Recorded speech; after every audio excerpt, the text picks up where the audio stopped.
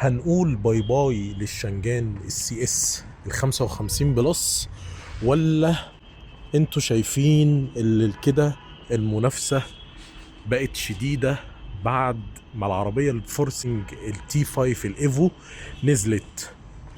عايزكم كده تكتبوا لي في الكومنتات وتقولوا لي بعد ما العربية الفورسنج التي 5 الايفو اللي نازلة بتوكيل شركة الامل وبقت تجميع محلي، المنافسة كده بقت شديدة، ولا الشنجان كده خلاص هتتركن شوية والناس هتبدأ تشوف الفورسنج، خصوصا ان هي برضو تجميع محلي وسعرها حلو قوي؟